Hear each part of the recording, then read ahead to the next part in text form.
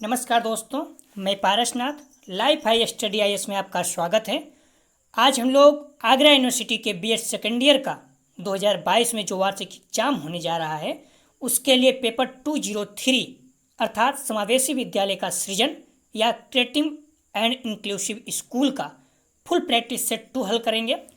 इसमें टॉप 100 अति महत्वपूर्ण प्रश्न रहेंगे। यहाँ से निश्चित रूप से एग्जाम में प्रश्नों के आने की संभावना है, इसलिए आप लोग वीडियो को पूरा देखिएगा। इसके पहले BD 201, BD 202 के यूनिट वाइज पाँचों यूनिट के प्रैक्टिस सेट हल कर चुके हैं। यदि आप लोग नहीं हल किए हैं तो डिस्क्रिप्शन में लिंक दिया गया है, आप लोग ज़रूर हल करें। प्लीज़ आप लोग वीडियो को ज़्यादा से ज़्यादा शेयर कीजिए जिससे सभी लोगों को लाभ हो सके। यदि आप लोग चैनल को सब्सक्राइब नहीं किए हैं तो प्लीज़ चैनल को सब्सक्राइब कीजिए तथा शेयर और लाइक जरूर कीजिए, इससे मोटिवेशन मिलता है। आइए देखते हैं प्रश्नों को। पेपर 203 अर्थात समावेशी विद्यालय का निर्माण क्रिएटिव एंड इंक्लूसिव स्कूल, इसका फुल प्रैक्टिस सेट 2 हल करने वाले हैं। आइए देखते हैं प्रश्नों को। मोस्ट इम्पॉर्टेंट, मैंने कल ही बताया था कि जो समस्या से संबंधित प्रश्न है 4 प्रश्न 2021 में पूछा गया था। तो कल हम लोग प्रैक्टिस सेट 1 में हल किए थे, आज भी देखेंगे कुछ। निम्न में से कौन सा अधिगम अक्षमता का प्रकार नहीं है? ध्यान रखना, कौन सा अक्षमता का प्रकार नहीं है, अधिगम अक्षमता का प्रकार नहीं है। आ डिसलेक्सिया, बा डिस्ग्राफिकल, सा हाइपरलेक्सिया, दा डिसकैलकुलिया। तो इसका सही जवाब हो जाएगा पहले का सा, हाइपरलेक्सिया। कौन सा अधिगम अक्षमता का प्रकार नहीं है? तो हाइपरलेक्सिया। आप लोग देख लीजिए, लिस्ट बनाया है, महत्वपूर्ण है ये। डिस्ग्राफिया लिखने की समस्या, डिसलेक्सिया पढ़ने की समस्या, डिसकैलकुलिया गणितीय समस्या, कल इसको हम लोग सॉल्व किए थे। डिसमॉर्फिया भ्रम अर्थात किसी में अंतर नहीं कर पाता है। डिस्फेसिया बोलने की समस्या, डिस्पेक्सिया शारीरिक कौशल संबंधित विकार, डिस्थेमिया तनाव से संबंधित समस्या, ऑटिज्म सामाजिक अंतःक्रिया अक्षमता, और अगला है 9 अफेसिया, अफेसिया भाषा से संबंधित अक्षमता। मोस्ट इम्पॉर्टेंट है, आप लोग प्लीज़ इसे किसी भी कीमत पे रट के जाइएगा।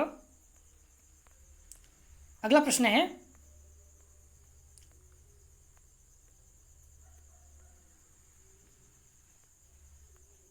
डिसलेक्सिया से ग्रसित बच्चे का प्राथमिक लक्षण है। अब आप लोगों को प्रॉब्लम नहीं होनी चाहिए।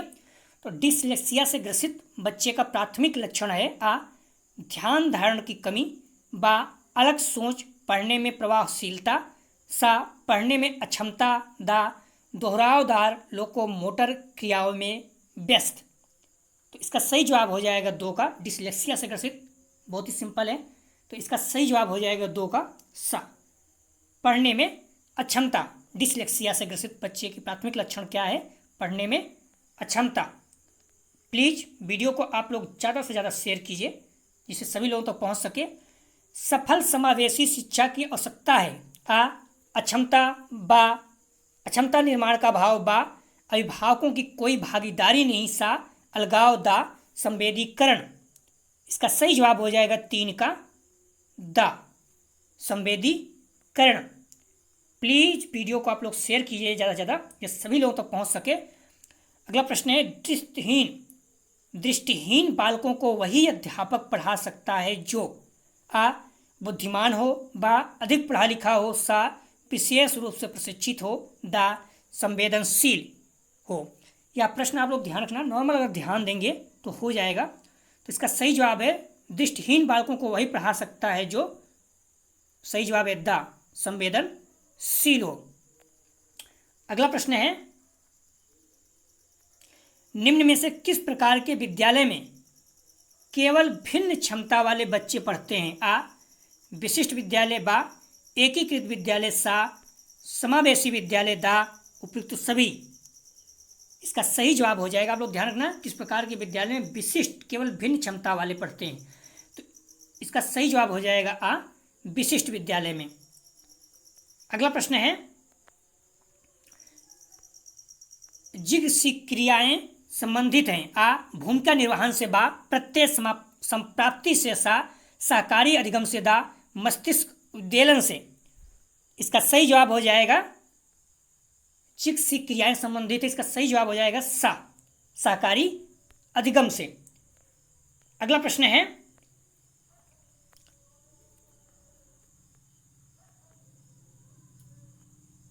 समावेशी शिक्षा में छात्रों को प्रोजेक्ट कार्य देते समय कौन सा बिंदु ध्यान में रखना चाहिए? आ सामान्य छात्रों को अलग समूह में रखना चाहिए, बा विशिष्ट छात्रों को सामान्य छात्रों के समूह में रखना चाहिए, सा विशिष्ट बालकों को प्रोजेक्ट नहीं देना चाहिए, दा उपयुक्त सभी। इसका सही जवाब हो जाएगा 7 का बा, विशिष्ट छात्रों को सामान्य छात्रों के समूह में रखना चाहिए। अगला प्रश्न है, प्लीज वीडियो को आप लोग ज़्यादा से ज़्यादा शेयर कीजिए, जिससे सभी लोगों तक पहुंच सके, बहुत ज़्यादा टाइम लगता है। प्रतिभाशाली बालक के चुनाव की विधि है, आ निष्पत्ति परीक्षण, बा व्यक्तिगत परीक्षण, सा विशेष विद्यालय व कक्षाएं, दा नेतृत्व का अवसर देकर। तो प्रतिभाशाली बालक के चुनाव की विधि क्या है? इसका सही जवाब हो जाएगा निष्पत्ति परीक्षण। 8 का सही जवाब है आ। अगला प्रश्न है, वीडियो को आप लोग शेयर कीजिए प्लीज। निम्न में से कौन सी पद्धति अधिगम बाधित बच्चों की शिक्षा के लिए उपयुक्त नहीं है? ध्यान रखना, नहीं है। आ व्यवहारिक निर्देशन पद्धति, बा व्याख्यान पद्धति, सा पाठ्यवस्तु पद्धति, दा पुनरावृत्ति पद्धति। इसका सही जवाब हो जाएगा 9 का बा, व्याख्यान पद्धति। अगला प्रश्न है, निम्न में से कौन सी विधि कक्षा में मंद अधिगामी बच्चों की पहचान करने के लिए उपयुक्त नहीं है? नहीं है। आ व्यक्तित्व परीक्षण, बा बुद्धि परीक्षण, सा अभिवृत्ति परीक्षण, दा शैक्षिक परीक्षण। तो इसका सही जवाब हो जाएगा, निम्न से कौन सी विधि मंद अधिगामी बच्चे की पहचान के लिए उपयुक्त नहीं है? तो इसका सही जवाब हो जाएगा आ, व्यक्तित्व परीक्षण। अगला प्रश्न है,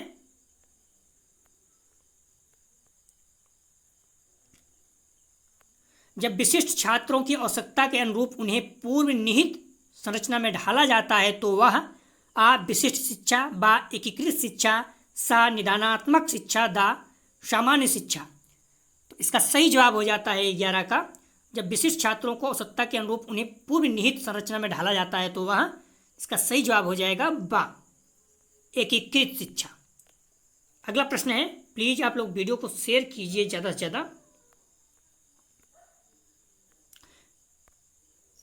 निम्न में से कौन सी समस्यात्मक बालक के उपचार के लिए उपयुक्त विधि नहीं है? ध्यान रखना, नहीं है।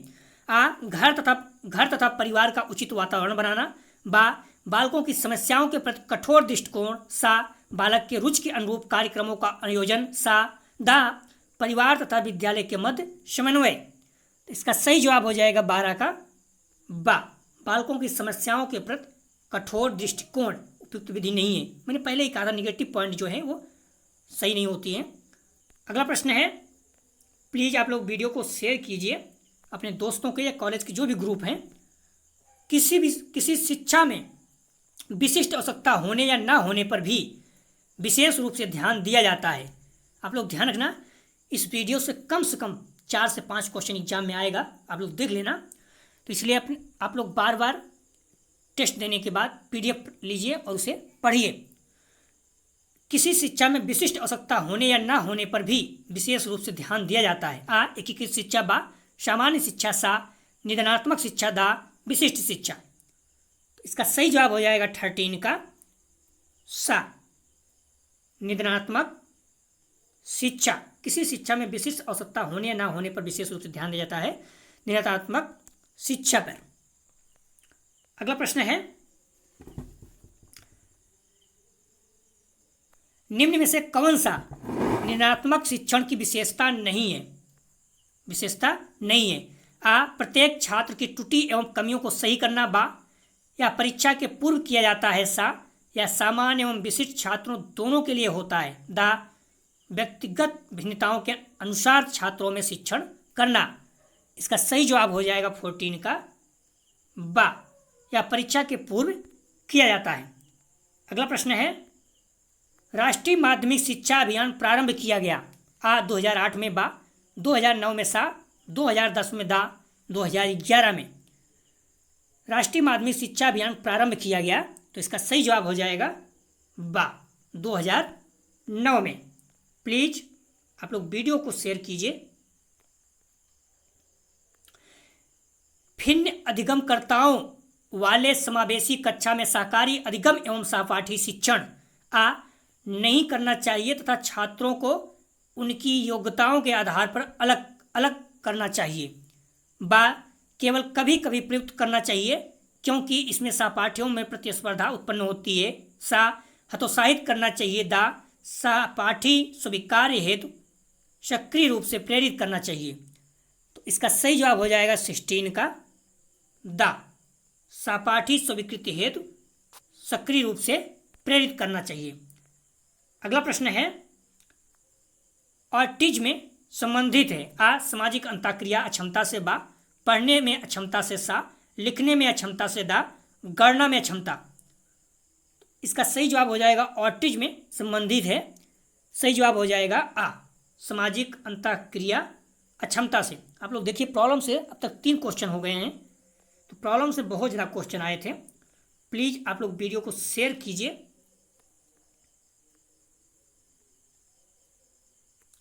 बाल अधिकार पर यूनाइटेड नेशंस सम्मेलन के संदर्भ में निम्न को ध्यान से पढ़िए। आ पहला नंबर विकास का अधिकार, बा 2 नंबर अभिव्यक्ति का अधिकार, 3 मनोरंजन का अधिकार। बाल अधिकार पर यूनाइटेड नेशंस सम्मेलन के संदर्भ में निम्न को ध्यान से पढ़िए। 1 विकास का अधिकार, 2 अभिव्यक्ति का अधिकार, 3 मनोरंजन का अधिकार। निम्न में से कौन सा बाल अधिकार है?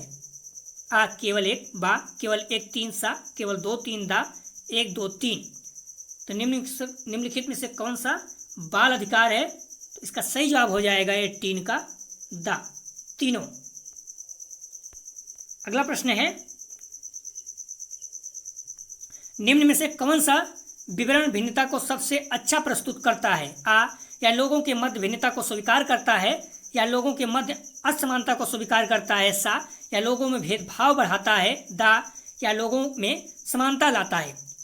तो इसका सही जवाब हो जाएगा 19 का आ, या लोगों के मध्य भिन्नता को स्वीकार करता है। अगला प्रश्न है, अक्षम लोगों के अधिकार पर यूनाइटेड नेशंस सम्मेलन किस वर्ष हुआ? आ 13 दिसंबर 2004, बा 13 दिसंबर 2005, सा 13 दिसंबर 2006, दा 13 दिसंबर 2007। इसका सही जवाब हो जाएगा सा 13 दिसंबर 2006। तो 20 का सही जवाब है सा।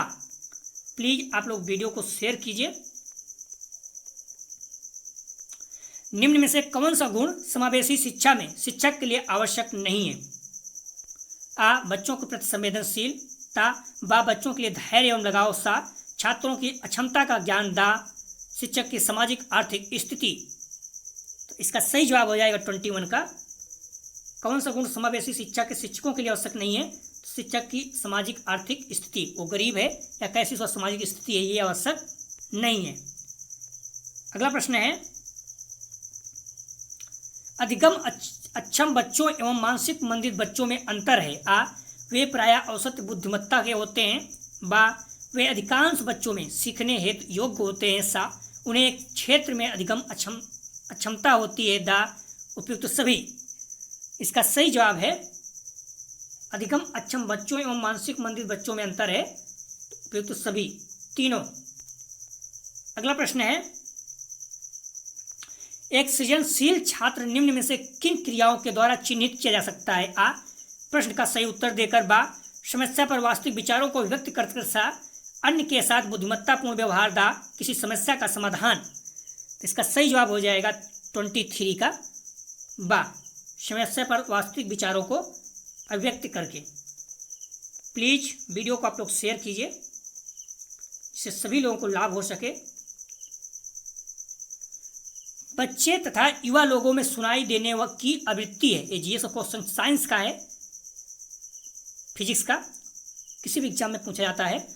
आ 20 से 20,000 हर्ट बा 20 से 2,000 हर्ट सा 200 से 2,000 हर्ट दा 1,000 से 20,000 हर्ट। तो इसका सही जवाब हो जाएगा 24 का सही जवाब आ। 20 से 20,000 हर्ट के बीच जो आवाज़ होती है वो सुनाई देती है। अगला प्रश्न है, एक समावेशी विद्यालय सीखने की क्षमताओं में भिन्नता के बावजूद सभी छात्रों के अधिगम परिणामों को बेहतर बनाने के लिए प्रतिबद्ध बा छात्रों के मध्य भिन्नता लाता है तथा भिन्न भिन्न वाले बच्चों के लिए कम चुनौतीपूर्ण लक्ष्य निर्धारित करता है।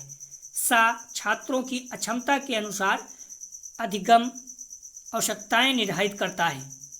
दा विशेष रूप से भिन्न क्षमता वाले बच्चों के अधिगम परिणामों में सुधार के लिए प्रतिबद्ध।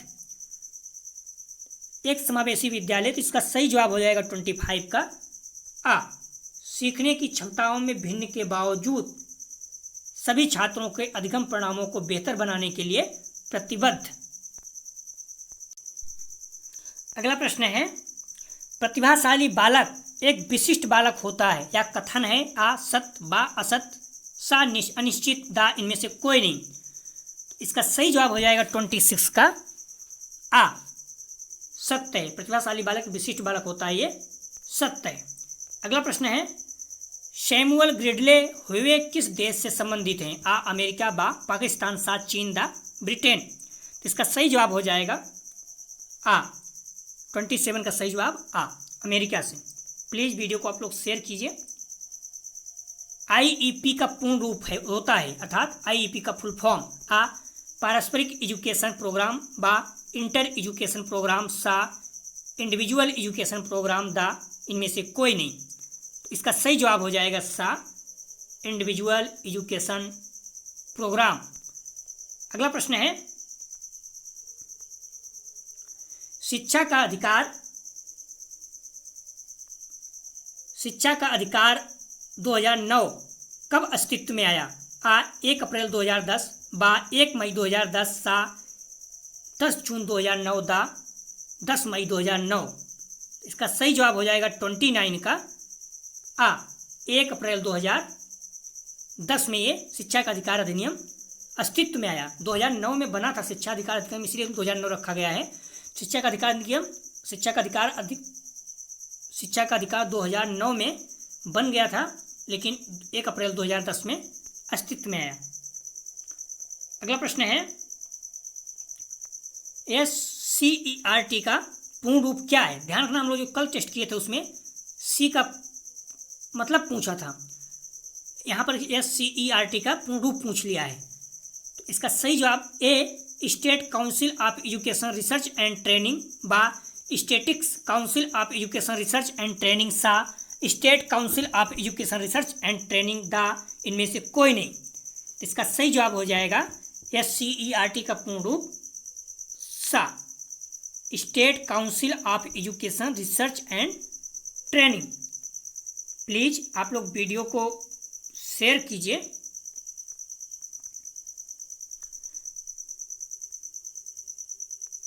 डाइट DIET डाइट का पूर्ण रूप क्या है। महत्वपूर्ण है। आ जिला शिक्षा एवं प्रशिक्षण संस्थान बा जिला बीमा एवं प्रशिक्षण संस्थान सा प्रत्यक्ष बीमा एवं प्रशिक्षण संस्थान दा इनमें से कोई नहीं। इसका सही जवाब हो जाएगा डाइट का फुल फॉर्म जिला शिक्षा एवं प्रशिक्षण संस्थान। SSA का पूर्ण रूप क्या है, अर्थात SSA का फुल फॉर्म क्या है। आ सर्व सेवा अभियान बा सर्व शिक्षा अभियान सा सच्ची सेवा अभियान दा इनमें से कोई नहीं। इसका सही जवाब हो जाएगा 32 का, बहुत आसान है, सर्व शिक्षा अभियान। अगला प्रश्न है, विकलांग जन अधिनियम किस वर्ष से संबंधित है। आ 1955 बा 1990 सा 2000 दा 2002। तो विकलांग जन अधिनियम किस वर्ष से संबंधित है। इसका सही जवाब हो जाएगा आ 1955। विकलांग जन अधिनियम किस वर्ष से संबंधित है। इसका सही जवाब हो जाएगा आ 1995 से। अगला प्रश्न है, श्रवण बाधित को किसमें मापा जाता है? आ डेसिबल, बा किलोग्राम, सा डायोप्टर, दा इनमें से कोई नहीं। इसका सही जवाब हो जाएगा 34 का आ डेसिबल। अगला प्रश्न है, टर्मन के अनुसार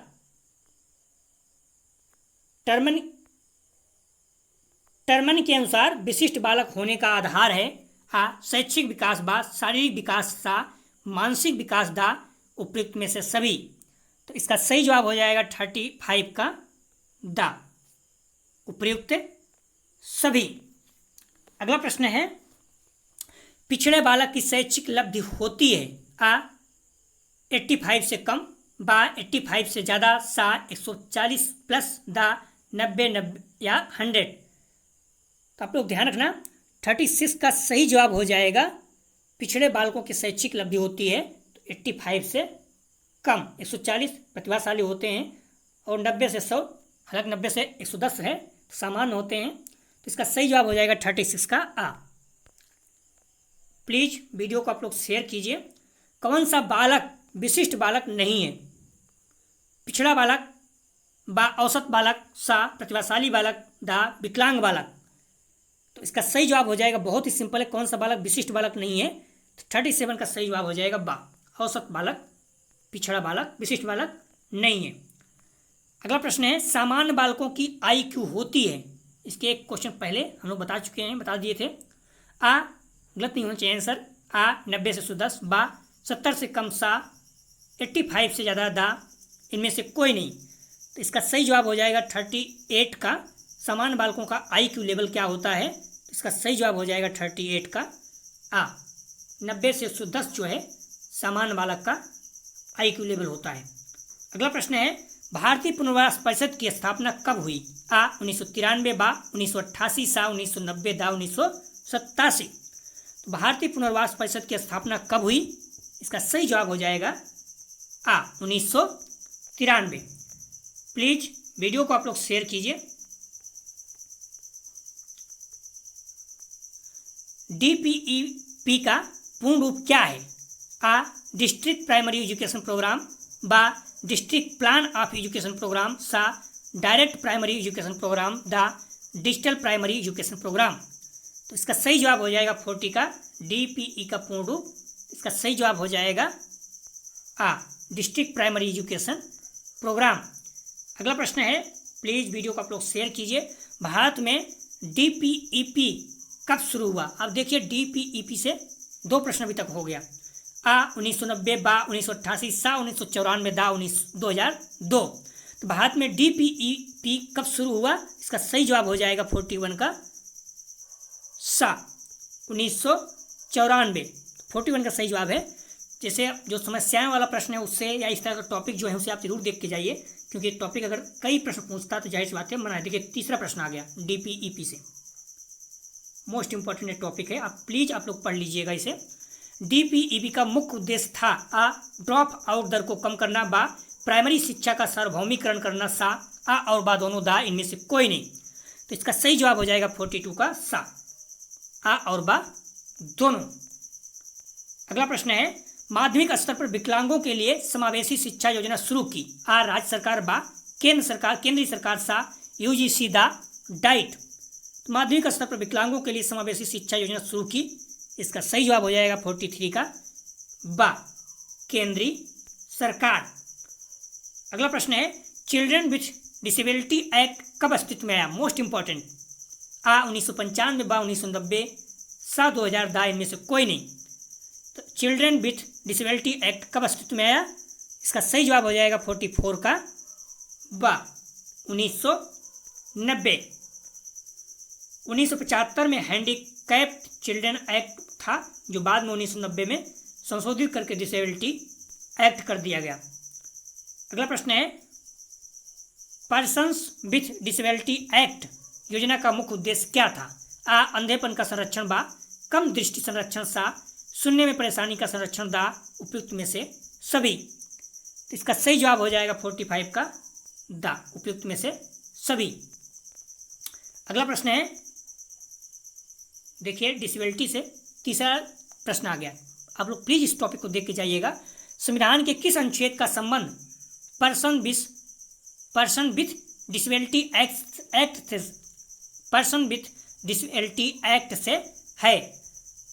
संविधान के किस अनुच्छेद का संबंध पर्सन विथ डिसेबिलिटी एक्ट से है? आ 250 बा, 249 सा, 253 दा, 251। तो इसका सही जवाब हो जाएगा संविधान के किस अनुच्छेद का संबंध पर्सन विथ डिसेबिलिटी एक्ट से है?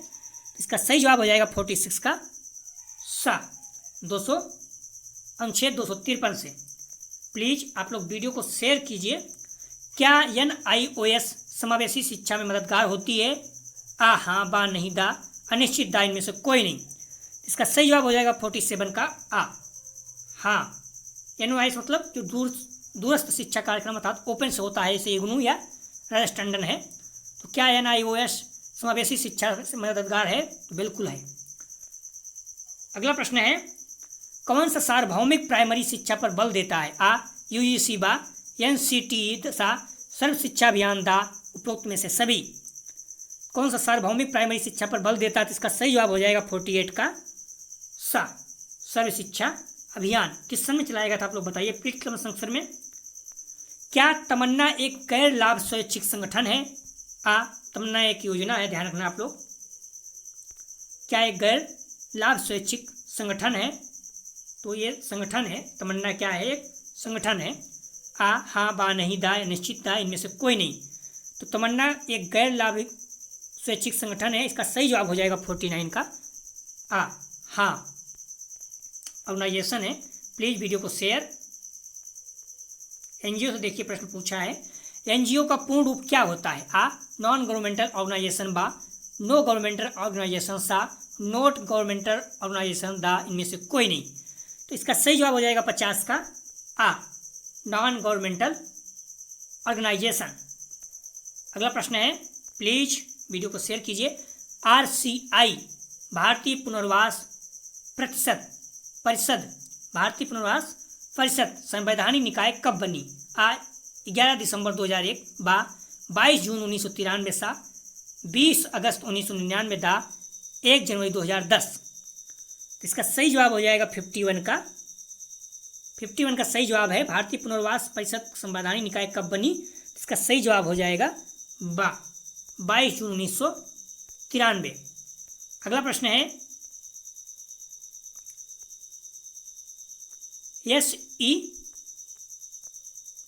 SEN निम्न में से किसके लिए प्रयोग किया जाता है? आ स्पेशल एजुकेशन नीडेड बा, स्पेशल एजुकेशन नीड्स सा, स्पेशल एजुकेशन नेशंस दा, स्पेशल एजुकेशन नॉट्स। इसका सही जवाब हो जाएगा 52 का बा, special education needs. Please video को शेयर कीजिए आप लोग। बुद्धि पर किसका प्रभाव पड़ता है? आ स्वास्थ्य का बा, वंशानुक्रम का सा, पर्यावरण का दा, उपयुक्त सभी। 53 का बुद्धि पर किसका प्रभाव पड़ता है? तो इसका सही जवाब हो जाएगा 53 का दा, उपयुक्त सभी।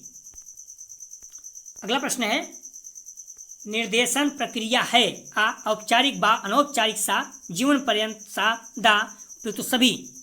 तो निर्देशन प्रक्रिया क्या है? इसका सही जवाब हो जाएगा 54 का सही जवाब दा, उपयुक्त सभी। अगला प्रश्न है, व्यवसायिक निर्देशन के जनक हैं? आ JB कॉनेन बा, फ्रैंक पार्सन्स सा, कैली दा, डेविड। तो 55 का सही जवाब हो जाएगा बा, फ्रैंक पार्सन्स। अगला प्रश्न है, अधिगम असमर्थता के कारण क्या है? आ वंशानुगत कारण बा, जैविक कारण सा, वातावरण संबंधी कारण दा, इनमें से सभी। तो इसका सही जवाब हो जाएगा 56 का दा, इनमें से सभी तीनों कारण हैं। अगला प्रश्न है, समूह शिक्षण विधि है? आ खेलकूद की बा, शिक्षण की सा, शारीरिक व्यायाम की दा, इनमें से कोई नहीं। तो इसका सही जवाब हो जाएगा 57 का बा, शिक्षण की। समूह शिक्षण विधि क्या है? शिक्षण की। 57 का सही जवाब हो जाएगा बा। प्लीज वीडियो को आप लोग शेयर कीजिए। अगला प्रश्न है, निर्देशन का उद्देश्य है? आ भावी जीवन के लिए तैयार करना बा, समाज में यथोचित स्थान दिलाना सा, या विकास हेतु दी जाने वाली व्यक्तिगत सहायता है दा, उपयुक्त सभी। इसका सही जवाब हो जाएगा 58 का दा,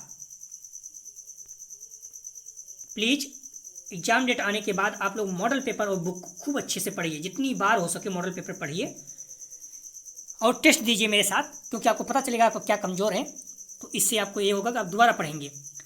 अगला प्रश्न है, अधिगम बाधिता शब्द का प्रयोग सर्वप्रथम किया आ सैमुअल ए क्लिक बा रिसमैन सा हेविंग हर्स्ट दा, इनमें से कोई नहीं। तो इसका सही जवाब हो जाएगा 59 का। अधिगम बाधिता शब्द का प्रयोग सर्वप्रथम किसने किया? सही जवाब हो जाएगा आ, सैमुअल ए क्लिक। अगला प्रश्न है, निम्न में से गत्यात्मक अक्षमता बालक कौन नहीं है? आ लूले लंगड़े हथकटे बा पाँव फिरा सा मनोवैज्ञानिक विकार दा लकवाग्रस्त। इसमें ध्यान रखना गत्यात्मक अक्षमता बालक कौन नहीं है, तो इसका सही जवाब हो जाएगा 60 का, मनोवैज्ञानिक विकार सा। अगला प्रश्न है, ब्रेल लिपि प्रयोग की जाती है आ वाणीबाधित द्वारा सा बा दृष्टिबाधित द्वारा सा सृजनात्मक बालक द्वारा दा, इनमें से कोई नहीं। तो इसका सही जवाब हो जाएगा 61 का बा, दृष्टिबाधित द्वारा। अगला प्रश्न है, प्लीज़ आप लोग वीडियो को शेयर कीजिए, बहुत मेहनत लगती है। विशिष्ट बालकों के प्रकार निम्न से कौन है? आ श्रवण बाधित बा दृष्टिबाधित सा वाणी बाधित दा उपयुक्त सभी। इसका सही जवाब हो जाएगा 62 का दा, उपयुक्त सभी।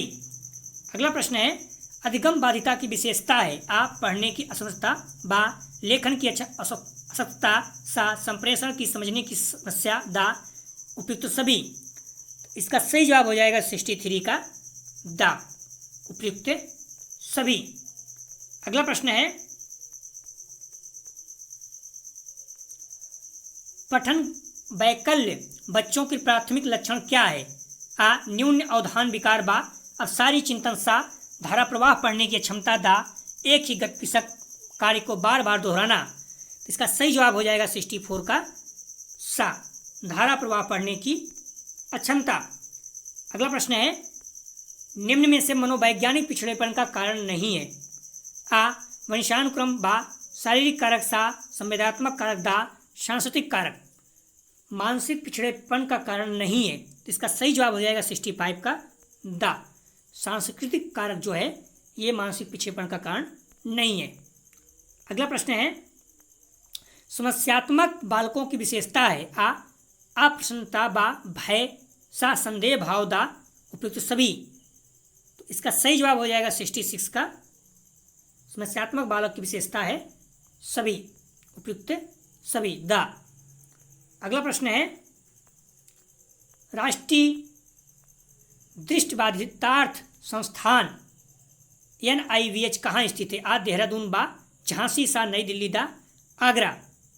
राष्ट्रीय दृष्टिबाधितार्थ संस्थान कहाँ स्थित है? तो इसका सही जवाब हो जाएगा 67 का आ, देहरादून। अगला प्रश्न है, निम्न में से प्रतिभाशाली बालक का लक्षण नहीं है? आ जिज्ञासु बा झगड़ालू सा संयक्ता दा अभिव्यक्ति में नवीनता। तो प्रतिभाशाली बालक का लक्षण नहीं है, तो इसका सही जवाब हो जाएगा 68 का बा, झगड़ालू जो है ये नहीं है। प्लीज़ आप लोग वीडियो को ज़्यादा से ज़्यादा शेयर कीजिए। मानसिक रूप से पिछड़े बालक का पहचान है, मानसिक रूप से पिछड़े बालक की पहचान है। आ अमूर्त चिंतन का भाव बा लघु अवधान सा दोषपूर्ण शब्दावली दा उपयुक्त सभी। तो इसका सही जवाब हो जाएगा 69 का, मानसिक रूप से पिछड़े बालक की पहचान है दा, उपयुक्त सभी। प्लीज़ आप लोग वीडियो को ज़्यादा से ज़्यादा शेयर कीजिए। एक समावेशी कक्षा में शिक्षक को क्या करना चाहिए? आ विश्वास करना चाहिए कि प्रत्येक बच्चे में अपनी योग्यता एवं शक्ति के अनुसार सीखने की क्षमता है। बा अशक्त छात्रों के प्रति दया का भाव प्रदर्शित करना चाहिए। सा बच्चों को अपाहिज बच्चा, मंदबुद्धि बच्चा आदि के रूप में वर्गीकृत करना चाहिए। दा केवल प्रतिभाशाली एवं योग्य बच्चों पर ध्यान देना चाहिए। तो एक समावेशी कक्षा में शिक्षक को क्या करना चाहिए? इसका सही जवाब हो जाएगा आ, विश्वास करना चाहिए कि प्रत्येक बच्चे में अपनी योग्यता एवं शक्ति के अनुसार सीखने की क्षमता है। प्लीज़ वीडियो को आप लोग शेयर कीजिए। अगला प्रश्न है, परिवार एवं पास पड़ोस बच्चों के समाजीकरण की आ मनोवैज्ञानिक एजेंसियां हैं। बा प्राथमिक समाजीकरण एजेंसियां हैं। सा मध्य समाजीकरण एजेंसियां हैं। दा द्वितीय समाजीकरण एजेंसियां हैं। इसका सही जवाब हो जाएगा 71 का परिवार एवं पास पड़ोस बच्चे के समाजीकरण की। इसका सही जवाब हो जाएगा 71 का बा। प्राथमिक समाजीकरण एजेंसियां हैं, ध्यान रखना। परिवार प्रथम पाठशाला कहा जाता है, पास पड़ोस ये सही चीज़ें बच्चे जो हैं ये सीखते हैं यहीं से। तो प्राथमिक समाजीकरण एजेंसियां हैं। प्लीज़ आप लोग वीडियो को शेयर कीजिए। विशिष्ट बालकों के अंतर्गत आते हैं मंदबुद्धि बालक, बा प्रतिभावान, सा बाल अपराधी, दा उपयुक्त सभी। तो विशिष्ट बालकों के अंतर्गत आते हैं, इसका सही जवाब हो जाएगा दा उपयुक्त सभी। बहुत ज़्यादा मेहनत करना पड़ता है लिखने में और PDF बनाने में, बहुत टाइम वेस्ट होता है अपना। आप लोगों को ऐसे लग रहा होगा, तो आप लोगों से हम्बली रिक्वेस्ट है कि आप लोग शेयर कीजिए, क्योंकि ज़्यादा व्यू आएगा तो अपने आप को मोटिवेशन मिलता है। तो इसलिए आप लोग प्लीज़ शेयर कीजिए। मैक्सिमम जो भी आपके दोस्त यार हैं ज़्यादा से ज़्यादा लोगों तक पहुँच सके। अगला प्रश्न है, प्रतिभाशाली बालक का IQ होता है आ 140 से ज़्यादा, बा 90 से कम, सा 90, दा से 50 से कम। हम लोग प्रश्न कर चुके हैं कई बार। प्रतिभाशाली बालक का IQ कितना होता है? इसका सही जवाब हो जाएगा 140 से ज़्यादा। अगला प्रश्न है, निम्न में से किस शिक्षण विधि का प्रयोग समावेशी छात्रों के लिए होता है? आ दल शिक्षण, बा उपचारात्मक शिक्षण, सा आ और बा दोनों, दा इनमें से कोई नहीं। तो इसका सही जवाब हो जाएगा 74 का सा, आ और बा दोनों। अगला प्रश्न है, निम्न में से कौन सी विशेषता विशिष्ट शिक्षक की नहीं है? सहयोगी, संसाधन युक्त, अहंकारी, ऊर्जावान। तो इसका सही जवाब हो जाएगा कौन सी विशेषता विशिष्ट शिक्षक की नहीं है? तो सहयोगी होना चाहिए, संसाधन युक्त भी होना चाहिए, ऊर्जावान भी होना चाहिए, लेकिन अहंकारी नहीं होना चाहिए। इसका सही जवाब हो जाएगा सा। अगला प्रश्न है, निगेटिव पॉइंट कभी सही नहीं होता है, अब ध्यान रखना। नेगेटिव पॉइंट है तो आप उसे किस कर सकते हैं। समावेशी कक्षा कक्ष प्रभावशीलता हेतु क्या आवश्यक नहीं है? आज सभी के लिए विद्यालय, बा दिव्यांगता अनुकूल विद्यालय वातावरण, सा शारीरिक व मानसिक दंड, दा सहायक तकनीकी उपकरणों का उचित प्रयोग। तो इसका सही जवाब हो जाएगा 76 का सा, शारीरिक व मानसिक दंड। अगला प्रश्न है, विशिष्ट शिक्षा की व्यवस्था की जाती है? आ विशेष बालकों के लिए, बा सामान्य बालकों के लिए, सा आ और बा दोनों, दा उपरोक्त में से कोई नहीं। इसका सही जवाब हो जाएगा 77 का आ, विशेष बालकों के लिए विशिष्ट शिक्षा की व्यवस्था की जाती है। अगला प्रश्न है, समावेशी शिक्षा के आयाम हैं? आ पहुंच, बा स्वीकृति, सा प्रतिभागिता, सा दा उपयुक्त सभी। तो पहुंच, स्वीकृति, प्रतिभागिता, उपयुक्त सभी समावेशी शिक्षा के आयाम हैं। तो इसका सही जवाब हो जाएगा 78 का दा, उपयुक्त सभी तीनों हैं। अगला प्रश्न है,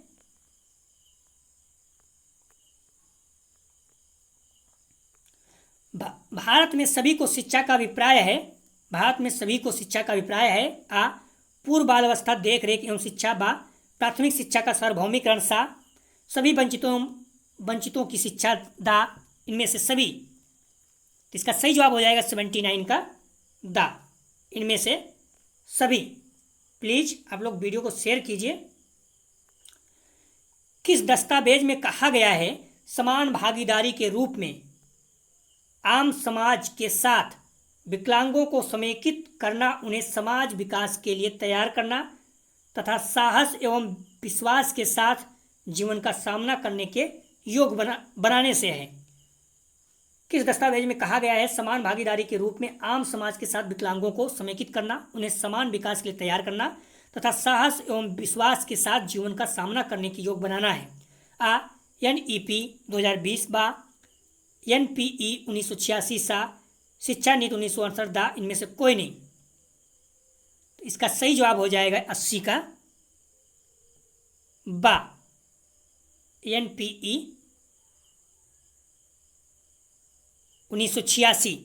तो 80 का सही जवाब है बा 1986। अगला प्रश्न है, लेखन संबंधी अक्षमता है। आ डिस्लेक्सिया, बा डिस्फेसिया, सा डिस्कैलकुलिया, दा डिस्ग्राफिया। ध्यान रखना, प्रश्न रिपीट किया है, कल भी हम लोग इस तरह कर चुके हैं। तो लेखन, तीसरा प्रश्न हो गया, लेखन संबंधी अक्षमता है, तो इसका सही जवाब हो जाएगा 81 का द डिस्ग्राफिया। अगला प्रश्न है, अक्षमों की शिक्षा में बाधाएं हैं। आ परिवार व समाज की नकारात्मक अभिव्यक्ति, बा अक्षमों के उपनाम, सा संसाधनों की कमी, दा उपयुक्त में से सभी। इसका सही जवाब हो जाएगा द उपयुक्त सभी। अगला प्रश्न है, प्लीज आप लोग वीडियो को शेयर कीजिए। दिव्यांग बालकों के कौन कौन से विद्यालय हो सकते हैं। आ विशिष्ट विद्यालय, बा समावेशी विद्यालय, सा एकीकृत विद्यालय, दा ये सभी। तो इसका सही जवाब हो जाएगा 83 का द ये सभी। तो रिपीट कर रहा है। अगला प्रश्न है,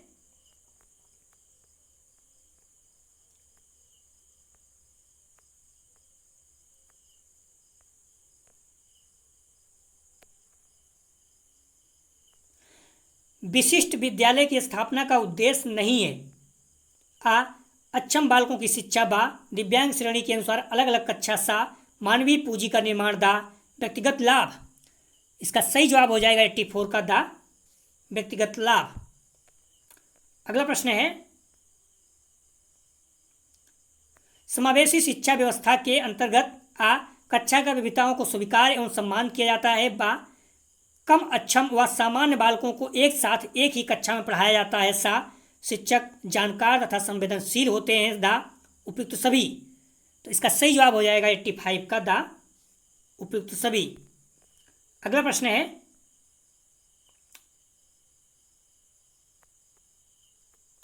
विशिष्ट शिक्षा व्यवस्था में क्या शामिल नहीं है। आ सभी प्रकार के बालकों का प्रवेश, बा दिव्यांग बालकों का प्रवेश, सा विशिष्ट शिक्षण विधियों का प्रयोग, दा विशिष्ट पाठ्यक्रम। इसका सही जवाब हो जाएगा 86 का आ सभी प्रकार के बालकों का प्रवेश। अगला प्रश्न है, समावेशी शिक्षा व्यवस्था के अंतर्गत दृष्ट दिव्यांग छात्रों हेतु उपयुक्त शिक्षण अधिगम सामग्री नहीं है, मतलब इसमें से कौन नहीं है। टेप रिकॉर्डर, पॉडकास्ट, बोलता कैलकुलेटर, वीडियो टेप्स। ध्यान रखना, जो दृष्ट दिव्यांग हैं अर्थात आँख के जो अंधे होते हैं, टेप रिकॉर्डर सुन सकते हैं, पॉडकास्ट बोलता कैलकुलेटर काम करेगा, लेकिन जो वीडियो टेप्स होता है वो देख नहीं सकते हैं। ये क्या है, उपयुक्त अधिगम नहीं होगा। तो 87 का सही जवाब हो जाएगा दा। अगला प्रश्न है, समावेशी शिक्षा व्यवस्था में श्रवण बाधितों हेतु शैक्षिक सुविधाएं हैं। आ श्रवण सहायता उपकरण का उपयोग, बा श्रवण प्रशिक्षण, सा कक्षा का समुचित प्रबंधन, दा ये सभी। तो इसका सही जवाब हो जाएगा 88 का दा ये सभी। अगला प्रश्न है, दृष्टि क्षमता को मापा जाता है। आ स्नेल चार्ट द्वारा, बा ऑडियोमीटर द्वारा, सा माइक्रोफोन द्वारा, दा इनमें से कोई नहीं। इसका सही जवाब हो जाएगा 89 का दृष्टि क्षमता को मापा जाता है आ स्नेलन चार्ट द्वारा, स्नेलन चार्ट द्वारा, ये इसका सही जवाब है। अगला प्रश्न है, PWD एक्ट 1995-96 के अंतर्गत दिव्यांगता के किसी भी श्रेणी में कितने प्रतिशत क्षतिग्रस्तता होनी चाहिए। आ 50%, बा 60%, सा 40%, दा 30%। इसका सही जवाब हो जाएगा सा 40% कम से कम होनी चाहिए। निम्न में से कौन सा शब्द दिव्यांगता से संबंधित नहीं है। आ दिव्यांगता, बा अक्षमता, सा गंभीरता, दा असमर्थता। इसका सही जवाब हो जाएगा 91 का कौन सा शब्द दिव्यांगता संबंधित नहीं है। तो इसका सही जवाब होगा सा गंभीरता। अगला प्रश्न है, भारत में शिक्षा के अधिकार अधिनियम के अंतर्गत किस प्रकार के बालकों को सम्मिलित किया गया है। आ दृष्टि दिव्यांग बच्चे, बा श्रवण दिव्यांग बच्चे, सा मानसिक मंद बच्चे दा उपयुक्त सभी। इसका सही जवाब हो जाएगा 92 का दा उपयुक्त सभी। अगला प्रश्न है,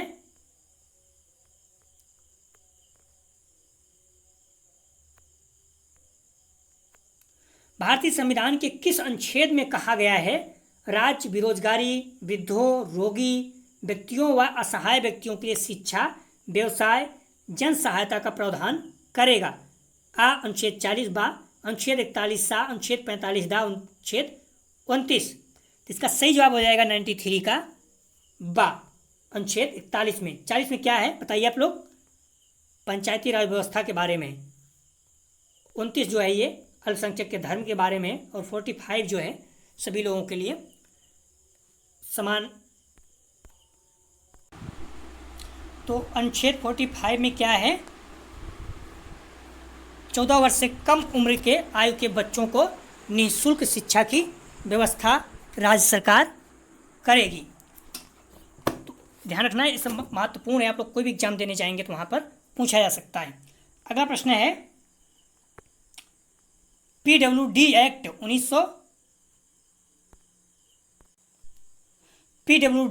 1995-96 कल्याण के लिए है। आ दिव्यांगजनों के, बा मजदूरों के लिए, सा शिक्षकों के लिए, दा किसानों के लिए। तो इसका सही जवाब हो जाएगा 94 का आ दिव्यांगजनों के लिए। PWD एक्ट 1995-96 है। अगला प्रश्न है, विशिष्ट बालकों की कौन सी एक विशेषता असत्य है? आ विशिष्ट बालकों के गुण व प्रकृति सामान्य बालकों के से अलग होती है। बा विशिष्ट बालकों के विकास हेतु विद्यालय कार्य प्रणाली में परिवर्तन की आवश्यकता। सा विशिष्ट बालकों की आवश्यकताएं सामान्य होती हैं। दा विशिष्ट बालक भिन्न प्रकार से विशिष्ट बालक भिन्न प्रकार से योग्य होते हैं। तो विशिष्ट बालकों की कौन सी एक विशेषता असत्य अर्थात गलत है? तो इसका सही जवाब हो जाएगा 95 का सा विशिष्ट बालक की आवश्यकताएं सामान्य होती हैं। ये गलत है, क्योंकि विशिष्ट बालक की आवश्यकताएं विशेष रूप से होती हैं, सामान्य नहीं होती हैं। प्लीज़ आप लोग वीडियो को ज़्यादा से ज़्यादा शेयर कीजिए। विशिष्ट बालकों की शिक्षा हेतु कौन सी समस्या नहीं है? आ सामाजिक विघटन की समस्या। बा अक्षमों को समझने की समस्या। सा व्यवसायिक प्रशिक्षण की समस्या। दा औपचारिक शिक्षा की समस्या। तो इसका सही जवाब हो जाएगा 96 का आ सामाजिक विघटन की समस्या। अगला प्रश्न है, बहुदिव्यांगता कितने प्रकार की होती है? आ एक प्रकार की दिव्यांगता। बा दो या दो से अधिक प्रकार की दिव्यांगता। सा किसी प्रकार की दिव्यांगता नहीं। दा उपयुक्त सभी। इसका सही जवाब हो जाएगा 97 का। 97 का सही जवाब, बहुदिव्यांगता कितने प्रकार की होती है? तो इसका सही जवाब हो जाएगा बा दो या दो से अधिक प्रकार की दिव्यांगता। अगला प्रश्न है, विशिष्ट बालक की श्रेणी के अंतर्गत कौन से बालक नहीं आते हैं? विशिष्ट बालक की श्रेणी के अंतर्गत कौन से बालक नहीं आते हैं? आ प्रतिभाशाली बालक, प्रतिभाशाली बच्चे। बा मानसिक मंद बच्चे। सा सामान्य बच्चे। दा शारीरिक दोषों वाले बच्चे। तो इसका सही जवाब हो जाएगा 98 का विशिष्ट बालकों की श्रेणी के अंतर्गत कौन से बालक नहीं आते? तो इसका सही जवाब हो जाएगा सा सामान्य बच्चे विशिष्ट बालकों की श्रेणी के अंतर्गत नहीं आते। मानसिक मंदिता तथा अधिगम अक्षमता है। आ दोनों एक। बा दोनों अलग अलग। सा दोनों परस्पर आश्रित। दा इनमें से कोई नहीं। तो मानसिक मंदिता तथा अधिगम अक्षमता दोनों एक हैं, दोनों अलग अलग हैं, या दोनों एक दूसरे पर आश्रित हैं? तो इसका सही जवाब हो जाएगा 99 का सा दोनों एक दूसरे पर आश्रित हैं। अगला प्रश्न है, बुद्धि स्तर के आधार पर शिक्षा हेतु मंद बुद्धि बालकों को कितने भागों में बांटा गया है? बुद्धि स्तर के आधार पर शिक्षा हेतु मंद बुद्धि बालकों को कितने भागों में बांटा गया है? आ शिक्षा प्राप्त करने योग्य। बा प्रशिक्षण प्राप्त करने योग्य। सा क्षणी। दा ये सभी। तो इसका सही जवाब हो जाएगा, बुद्धि स्तर के आधार पर शिक्षा हेतु मंद बुद्धि बालकों को कितने भागों में बांटा गया है? तो सभी। शिक्षा प्राप्त करने योग्य, प्रशिक्षण प्राप्त करने योग्य, अभिरक्षणी, तो ये सभी हैं। अब लोग ध्यान रखना, पेपर 203 अर्थात समावेशी विद्यालय का निर्माण, इसका प्रैक्टिस सेट 3 हम लोग फुल प्रैक्टिस सेट कल हल करेंगे। तो आप लोग बुक और मॉडल पेपर को अच्छे से पढ़िए प्लीज़। बार बार कह रहा हूँ, थोड़ा भी आप लोग टाइम वेस्ट मत कीजिए। जितना हो सके जो ये PDF है इसको आप लीजिए और अच्छे से बार बार पढ़िए, क्योंकि महत्वपूर्ण प्रश्न यहाँ से प्रश्न रिपीट करेंगे। और आप लोग एक शब्द हमेशा ध्यान रखना, जो प्रीवियस ईयर के पेपर हैं 2020-21 री एग्जाम, 2021-22 री एग्जाम, ये 4 पेपर आपको रटे होने चाहिए। पेपर 201, 203, 204, 205 में 204, 205 में बहुत ज़्यादा रिपीट करता है। 202 में थोड़ा सा है, आप देख लीजिएगा, उसको बुक भी थोड़ा पढ़ लीजिएगा तो अच्छा रहेगा। दोस्तों आप लोग ज़्यादा से ज़्यादा रिवीजन कीजिए किसी भी कीमत पे, अब ढिलाई मत बरतिए, क्योंकि आपके फर्स्ट ईयर प्रमोट हुए हैं। तो यदि आप 1 अंक पाते हैं तो आपके 2.5 अंक हो जाएंगे, मतलब 1.5 अंक एक्स्ट्रा बढ़ेंगे। तो सेकेंड ईयर के बेस पे ही फर्स्ट ईयर के अंक आपके बढ़ेंगे, इसलिए आप लोग नॉर्मल आप 80% डाक जाएंगे अगर ठीक ठाक नंबर ला देते हैं तो। बाकी आपके इंटरनल और प्रैक्टिकल नंबर अच्छे मिलते ही हैं। तो यदि आप लोगों को PDF चाहिए तो डिस्क्रिप्शन और कमेंट सेक्शन दोनों जगह पर टेलीग्राम ग्रुप का लिंक दिया गया है। आप लोग टेलीग्राम ग्रुप से जुड़कर PDF प्राप्त कर सकते हैं, वहाँ पर व्हाट्सएप ग्रुप का भी लिंक दिया गया है। यदि आप लोग न्यूज़पेपर तथा जॉब संबंधित कोई सूचना चाहिए और अभी PDF चाहिए तो व्हाट्सएप ग्रुप से भी जुड़ सकते हैं, क्योंकि वहाँ भी भेज देता हूँ। टेलीग्राम ग्रुप पे कुछ लोग बोलते हैं कि नहीं खुल रहा है। प्लीज़ हम्बली रिक्वेस्ट है, 5 से 6 घंटा मेरा जाता है टाइप करने और चीज़ों में, तो आप लोग वीडियो को ज़्यादा से ज़्यादा शेयर कीजिए, क्योंकि दायरा जो है आगरा यूनिवर्सिटी का सीमित है। प्लीज़ आप लोग मैक्सिमम लोगों को अपने दोस्तों के पास, अपने कॉलेज में हर जगह शेयर कीजिए, जिससे सभी लोगों तक पहुंच सके, व्यू आए, हमें मोटिवेशन मिलता है। तो बहुत ज़्यादा अपना भी इच्छा होती है कि और ज़्यादा वीडियो बनाएं, अगर व्यू नहीं आता तो नर्वस होता है। तो इसलिए आप हम्बली रिक्वेस्ट है, वीडियो को ज़्यादा से ज़्यादा शेयर कीजिए। वीडियो देखने के लिए धन्यवाद दोस्तों।